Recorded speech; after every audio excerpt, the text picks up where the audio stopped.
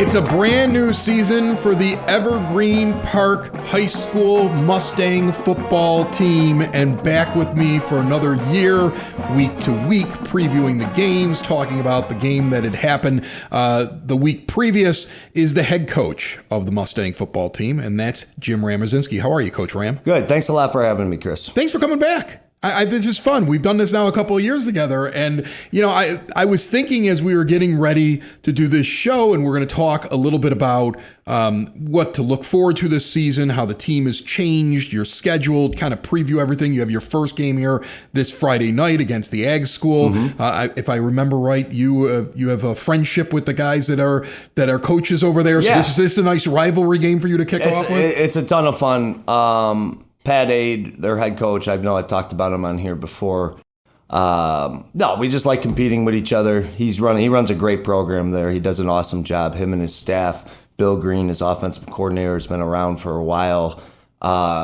Great staff. They were 8-1 last year. When we're not playing against them, we're rooting for them, and we're excited for the matchup. That's awesome. And I was thinking about, as we go into this, one of the things that we've never talked about is kind of how we do this show. And I'm going to pull the curtain back just a little bit because I want people to understand this. Over the years, what I've learned is that sometimes the other programs listen to this show. Yeah. And they're checking it out before they take the field even. And so what I've learned is that throughout this year, trust me, we're not giving away any secrets. I don't want to ever have somebody benefit to where they can get after your team because they got some inside information. So it is a thing that, like, in the NFL, they announce injuries, because of the betting. There's no betting in high school sports, right? It's not here yet, right? FanDuel hasn't opened up high school sports yet? Not that I'm aware Good. of. I hope not. The world's crazy enough. Yeah. But the idea is that, like, we try to talk about what's going on in the game, but the last thing I ever want to do is give away a game plan or give an advantage to the other team. So it's something I was thinking about as we were starting this off. I don't think I've ever explained that to people, but it's one of those things that while we sit here and we talk about the team, we also want to make sure that we don't take away any advantage you have, because you're excited about this team this year, right? Yeah, no, we're excited. I mean, this show is great because it allows us to talk a little bit about our team, showcase some of our players, share our celebrations, but also, we're willing to, talk about when things don't go well and how we're going to fix them. And we're really excited for this group of kids because we've had a great summer camp, good competition throughout the summer. And I feel like we're in a really good spot to start the season. Everybody's been working hard. There's a lot of things that, we talk about it every day. There's a lot of things that we need to fix always. This is, I know I said this on here before, it's kind of a never-ending process. It just, it continues to do it. You continue to work towards whatever the goal is for that particular game, that particular week. And we have a great group of kids that are embracing that. That's awesome. This episode of the EP Podcast and every episode brought to you by OSF Healthcare, Little Company and Mary Medical Center. Your health, happiness, and well-being are at the heart of everything that they do. Count on them to provide the care, comfort, and support you need, focused on you every step of the way. With access to technologically advanced healthcare solutions, OSF combines innovative treatments with compassionate care to help you achieve your best possible health. OSF Healthcare and OSF Little Company and Mary Medical Center coming up in the next week or so. We're going to be celebrating the 1-year anniversary of their Complete Care 55 Plus Center at 99th and Western. But let's get back here to the Mustangs. So you get the group in here. This group, all 4 years underneath you. These are all your kids. Like, if they're a senior, they were with you freshman year. It's been a while now that you've been in this seat, right? Yes, this is year 4. So the current seniors were freshmen when I first arrived, and seeing them grow throughout these 4 years, as well as our program growing and me growing as a coach, like it's a very, very special thing. And we really appreciate this senior class because they bought in and they seem to be engaged and ready to go. And then I remember last year you talking about the younger kids and the fact there was a lot of talent down there. So I would imagine, to kind of start off talking about the team, depth may at least have improved. I would imagine you also, though, with all those seniors in that group, you have a lot of returning starters. Tell me how the team looks in terms of how it's been formed this year and your strengths. Yeah, it's a healthy mix of seniors and juniors, a handful of sophomores out there. Really at the end of it, the senior leadership in this summer has kind of set the tone for these younger guys. We have great leaders returning. I'm just looking at my list here. You have Gavin Wheeler, who's a 3-year starter, one of our captains. He was our defensive player of the year last year. We're excited that he's back. Tyler Phelps has been around in varsity for the past 3 years, contributing every single year, and we're looking for him to have a great season. Corey Isaac, one of our running backs, back again, 3-year starter on varsity. Really did a great job this offseason, Corey. We're excited for him. And, there's more. Garrett Casimiro, which is another 3-year starter, defensive line player for us. And, seeing those guys, I'm just using those 4 as an example right now. They have matured as players, but they have shown excellent leadership. And, it's hard when you're on varsity as a sophomore, especially if you're, a little undersized back then. And these kids fought through everything. We've had, that first year when they were a sophomore was a tough season.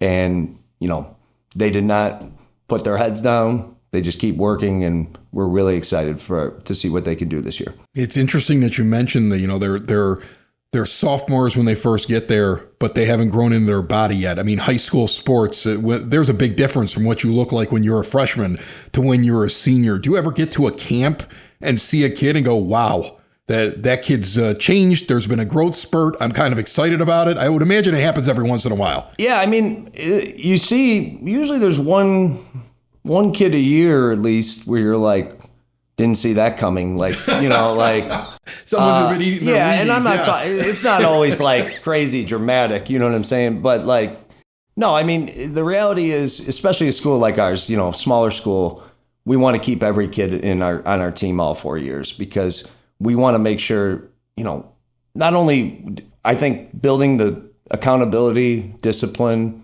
that comes with our football program is going to help them in all aspects of life, school, in their future. But, the reality is you don't know who is going to grow, who is going to develop. So you want to make sure that you're always challenging your players, but also putting them in a position where they feel some success, where they want to keep working at it. Small school, you mentioned that. There have been years in the past when I've talked to you or your predecessor about the idea that you have a lot of two-way players. How does that look this year? Is that improved? Because you seem to, with the younger group moving up and all the returning players, at least in my mind, I'm imagining a bigger bench. You might not have to do that much. Yeah, we'll have a couple guys here and there, but it depends. You can't go into any season totally planning this is how it's going to be, because there's 1,000 variables to 1 week of football, is what I've heard somebody say, and now I say it. Because the truth is, some guys, when they get out there, they're going to shine. Some guys will not shine as much, and injuries happen, things like that. So I think the message we're trying to send is, yes, we have a lot of these talented people coming back that we're extremely excited about, but every day at practice, I ask the question to our players, who do we need? And they always respond, everyone, because every person on our team has to be a contributor, whether it's at practice or special teams in a game. Everybody's name is called upon in some capacity, especially a smaller team, and we want to make sure everyone's ready. I look at the schedule. It kicks off the exact same way it started last year. Yep. Okay, you got Ag School, you got Longwood. Then you run into Richards, which normally is later on in the year, and they're like the past big couple years, they're the big Goliath, and now all of a sudden they're coming there in week 3. Looking down the schedule, you got Shepherd, Revis, Oak Lawn, Bremen, Argo, and then Eisenhower. You've looked at the schedule, I'm sure, 1,000 times. You're the head coach of the team. You've kind of got an idea in your brain as to where this is going to go. Who stands out on that schedule? Do you have anything circled? This is year 4, and you get to know the other programs, you get to know the other coaches, and, teams like Richards, they're always going to be tough teams to play against. They've had a lot of history, but I'm impressed with all the coaches in our conference, to be honest, because, in this day and age, it's hard to stay competitive year in and year out. It's hard to do it. And, I think that this conference had a pretty successful year overall last year as a conference, and every game I look at as it's going to be a competitive game, because the reality is when you play these conference teams, we're going to know who's the stronger teams, who's the teams that aren't maybe on that top tier, but at the same time, every team in this conference has beaten us. And we've beaten most teams since I've been here in 4 years. And you cannot, this is what we tell the boys, wins are something that don't just happen. Like, if winning was easy, everybody would win. So we have to understand that week to week, no matter who we're playing, they're going to be well coached. Their boys are going to be prepared. They've done the same things that you are. Hopefully our work shows, and we're looking forward to a competitive season. So I'm going to ask a question that makes me feel like I'm one of those guys on the Friday Night Lights TV show, or even the movie, right? I should almost put on the accent. I know a lot of those guys, don't I? I should almost put on the accent, coach, and just ask you, who's going to be slinging the football out there, and are we going to be able to throw it around this year? I'm just kind of curious, what are we looking at in terms of quarterback, and then also the type of offense you're going to be running this year? We're excited because we have Brady Bruin back at quarterback this year. He started last year as a sophomore for us, which, again, he's playing the hardest position in sports as a sophomore. It's the key position. I couldn't do a preview without asking about it. Yeah, and we thought he did a good job last year, and we're excited because it's year 2 of our offense, year 2 with a lot of similar guys in similar positions. So we're hoping that the work we've continued to put in throughout the offseason and into summer camp, and the execution that we're starting to see more at practice carries over. Anytime you got a returning quarterback that you trust is a good thing, and that's what we have. And it's nice to have him. You had him in his sophomore year. You just mentioned how that's so much different from like your senior year. The growth of a player, just be physically and what they can do. Now you're going to get him in his junior year, and then he'll get a year 3 next year as well, and running your system. The more you go in the same system, the more comfort, right? Correct. And not even the jump with you, like if you're a sophomore, younger, last year we had a freshman on varsity, he's back, sophomore Jalen Chothan, but like when you're a sophomore and you're out there, it's not even just about you might be smaller or you might not be as strong, it's also about just the game speed is so much faster. It's a whole different level of football. And when you're playing in those younger frosh soft level games, the speed is different.